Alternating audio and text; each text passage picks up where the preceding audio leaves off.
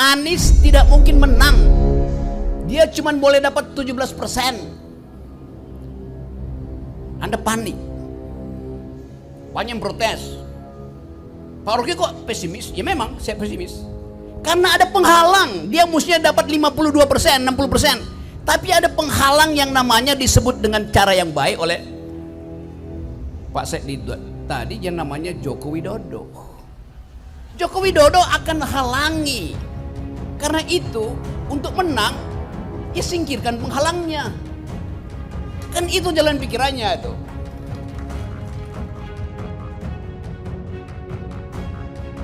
Kita tahu sebagian besar pemilih dalam pilihan capres di tahun 2024 ini adalah pemilih yang emosional.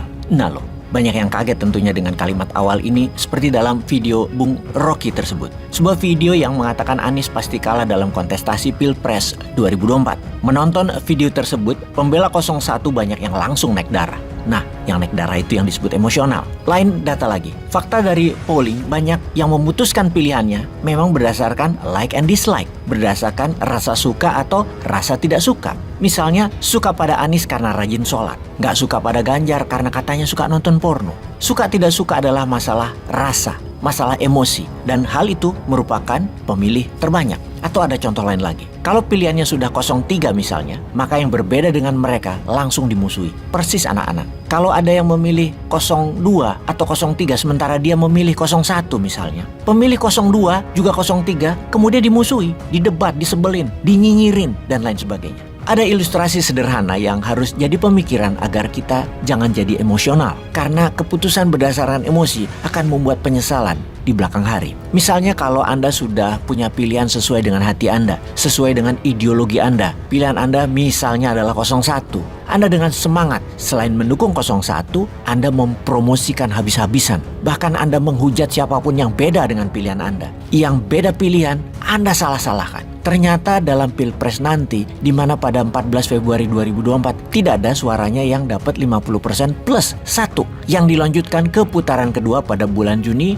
2024. Pertanyaannya adalah dari Februari ke Juni. Lalu ada sebuah kenyataan, 01 tidak masuk ke putaran kedua. Yang masuk adalah 03 melawan 02. Pertanyaannya sekarang adalah, kemana pilihan Anda salurkan berikutnya? Atau begini deh, kemana pujaan Anda akan menyalurkan aspirasi politiknya? Pujaan Anda adalah para elit partai pendukung 01 dan capres yang tidak berhasil tersebut. Kemana Anies akan berlabuh? Apakah Anies dan partainya akan jadi oposisi? Atau, oke gini deh, kita rincikan pertanyaannya. Kemana PKS akan berlabuh? Ke 03 atau PKS akan ke 02? Bagaimana jawaban sahabat kira-kira? Kemudian Nasdem akan ke 03 atau ke 02? Kemudian PKB akan ke 02 atau ke 03? Kemudian Anies sendiri akan kemana? Menurut perkiraan dan data, kalau PKS itu cenderung akan ke 02, kita tidak heran. Kalau PKS ke 03, akan banyak yang heran. Nasdem lebih alami ke 02, bukan begitu?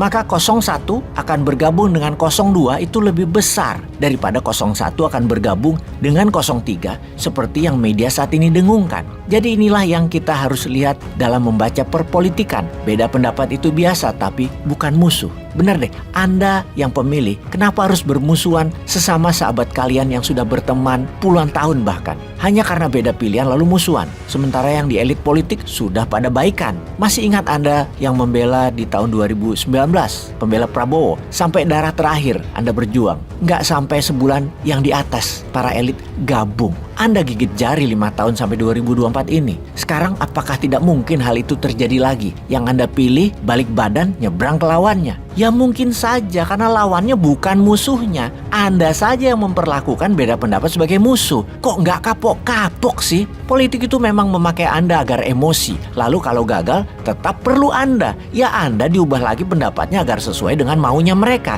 Intinya Anda yang dimainkan. Sejauh ini paham? Masih mau puasa 5 tahun lagi? Di mana pujaan Anda kalah lalu gabung? Anda puasa 5 tahun. Mau sampai kapan? Makanya pilih yang menang. Sesimpel itu dan pakai rasional, jangan emosional. Sahabat, informasi ini adalah realita di mana ke depan kita ini harus survive. Di negara pemimpinnya otoriter, keadilan itu tidak mungkin menang. Yang ada hanyalah kita harus survive. Untuk survive, kita harus fleksibel. Kemudian berjuang perlahan, jangka panjang, terstruktur. Jangka pendek di sebuah negara yang dikendalikan, lupakan kemenangan itu. Bahkan catatan sejarah untuk era reformasi, untuk menang di tahun 1998 memerlukan 10 tahun perjuangan baru Orba bisa tumbang. Apa yang dikatakan Bung Rocky itu benar dan waras. Maka kita berusaha semaksimal mungkin. Namun kalau gagal tetap rasional. Gabung sama yang menang. Sesimpel itu. Rumusnya adalah if you cannot beat them, join them. Kalau Anda tidak bisa kalahkan mereka,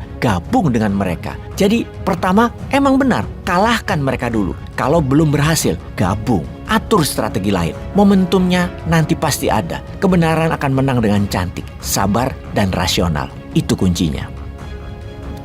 Peace.